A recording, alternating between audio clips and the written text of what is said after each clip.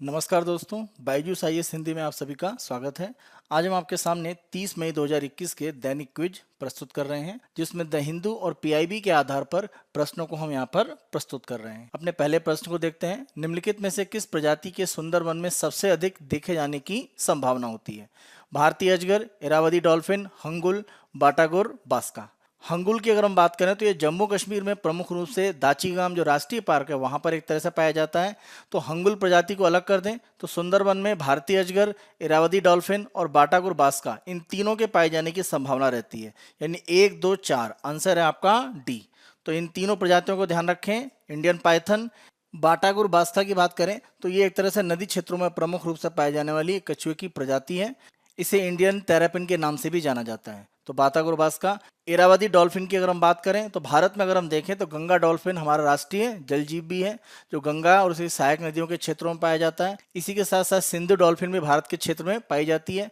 और जहाँ तक इरावदी डॉल्फिन की बात करें तो ये चिल्का झील के एक तरह से क्षेत्रों में उड़ीसा के तटीय भागों में पाई जाती है और सुंदरवन के क्षेत्रों में भी इनको देखा जाता है। ये प्रश्न यहाँ पर इसलिए पूछा गया है, यास चक्रवाती तूफान के कारण सुंदरवन में जो भी प्रजातियां अलग अलग रहती हैं, वो जीव जंतुओं की अगर हम बात करें या पेड़ पौधों की बात करें तो उनको काफी बड़े पैमाने पर नुकसान हुआ है। तो इसी कारण से हमने ये क्वेश्चन आपको यहाँ पर प्री का पूछा हुआ है। दूसरा क्वेश्चन हम देखते हैं, ये भी सुंदरवन से एक तरह से संबंधित है। बाटागुर बास्का, इरावदी डॉल्फिन और घड़ियाल उपर्युक्त प्रजातियों में कौन सी गंभीर रूप से संकटग्रस्त है, क्रिटिकली एंडेंजर्ड? देखिए यहाँ पर अगर हम देखें तो बाटागुर बास्का यानी इंडियन टेरापिन जो नदियों के क्षेत्रों में पाए जाने वाली एक कछुए की प्रजाति है, और घड़ियाल, इन दोनों को अगर हम देखें तो ये IUCN international union for conservation of nature, इनकी सूची में दोनों को ही क्रिटिकली एंडेंजर्ड माना गया है। IUCN की अगर हम रेड डाटा लिस्ट की बात करें तो ये नॉट इवेल्युएटेड यानी जांच नहीं करने से लेकर अंतिम रूप में एक्सटिंक्ट यानी विलुप्त होने की कैटेगरी रहती है। तो इसके दो पहले कैटेगरी होती है क्रिटिकली एंडेंजर्ड, जिसको हम बोलते हैं गंभीर रूप से संकटग्रस्त।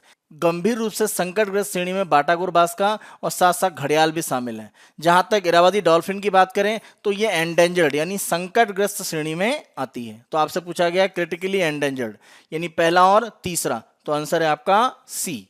अगले क्वेश्चन को हम देखते हैं। निम्नलिखित कथनों पर विचार कीजिए। नियंत्रक महालेखा परीक्षक संविधान में निर्धारित एकमात्र प्राधिकरण है जिसे संघ और राज्यों के खातों की लेखा परीक्षा की जिम्मेदारी सौंपी गई है। सही स्टेटमेंट है। राज्य और केंद्र के स्तर पर जो भी लेखा परीक्षा होती है, ऑडिट करना प्रमुख रूप से इसकी जिम्मेदारी है। कार्यपालिका के पास नियंत्रक महालेखा परीक्षक के लेखा परीक्षा अधिदेश और उसके निष्पादन के संबंध में निर्देश देने की शक्तियां नहीं है।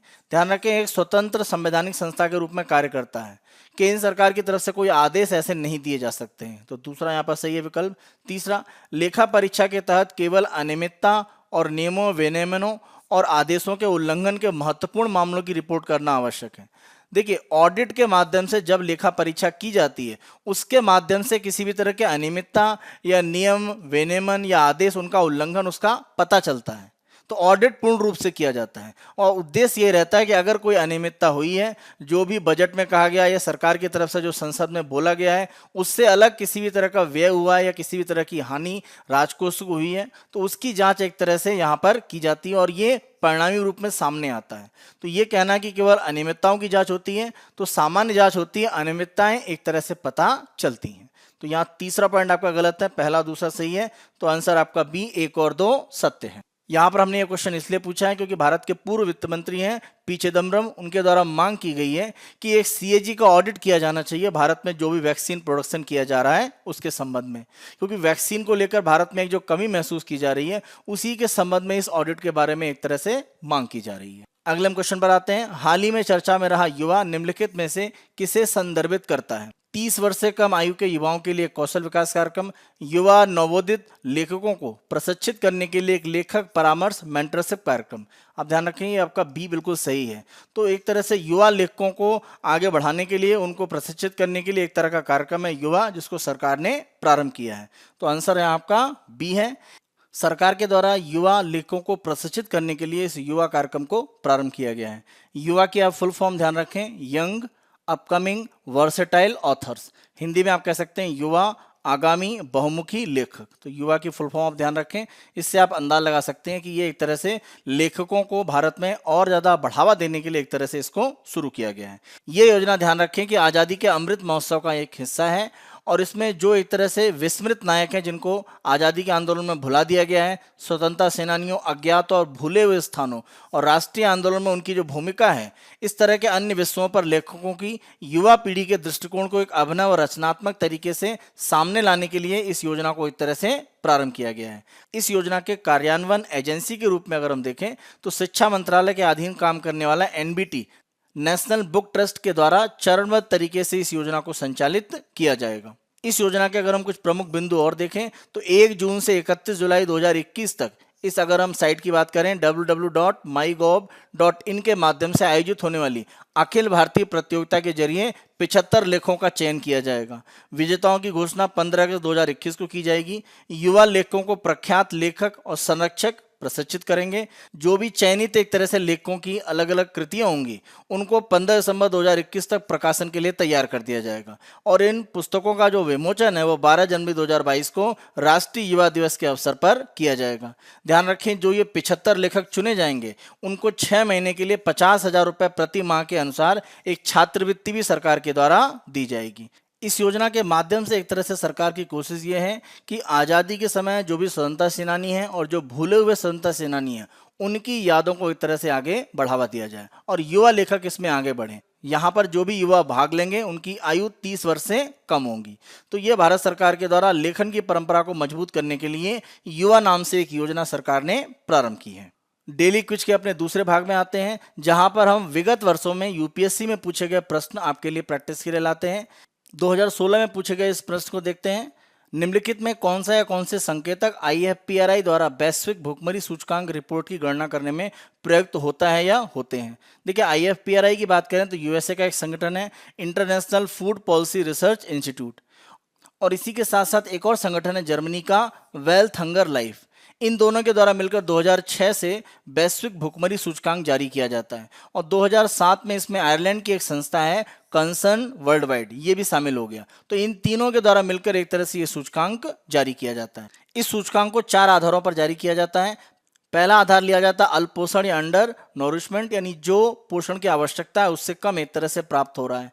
दूसरा आधार ये लिया जाता है कि बच्चों की जो उम्र है उसके अनुसार एक तरह से उनमें ऊंचाई या उनकी हाइट है या नहीं है, तो इसको एक तरह से बाल दुर्बलता या स्टंटिंग कहा जाता है। 5 साल से जो कम बच्चे हैं उनका आधार लिया जाता है यहाँ पर। तो दूसरा ये हुआ। तीसरे की बात करें तो एक विशेष आयु में बच्चों का जो भी एक वजन होना चाहिए, जो एक तरह से उनका वेट होना चाहिए, उसके अनुसार देखा जाता है। तो ये कहलाता है वेस्टिंग, यानी बच्चे अगर कमज़ोर हैं उनमें वो एक तरह से कह सकते हैं उनका शरीर का डेवलपमेंट नहीं हुआ है जिस आयु में उनका होना चाहिए। तो ये तीसरा आधार होता है। और चौथा आधार लिया जाता है बाल मृत्यु दर, यानी 5 साल से कम आयु के जो बच्चे हैं उनकी मृत्यु जो दर होती है वो एक आधार लिया जाता है। तो इन चारों को मिलाकर एक तरह से जो वैश्विक भुखमरी सूचकांक है उसको जारी किया जाता है। तो यहाँ क्वेश्चन में आप देखें, अल्प पोषण अंडर नोरिशमेंट सही है, बाल दुर्बलता चाइल्ड स्टंटिंग ये भी सही पॉइंट है, तीसरा बाल मृत्यु दर ये भी आपका शामिल है। तो ये तीनों ही इसमें जुड़े हुए हैं। एक चौथा और अगर हम जोड़ दें तो ये कहलाता है एक तरह से बाल कमजोरी, बच्चों की कमजोरी या चाइल्ड वेस्टिंग। तो यानी अपनी एज के अनुसार उनका वजन या उनके भार की स्थिति का ना होना, तो वो भी कुपोषण की स्थिति को ही दिखाता है।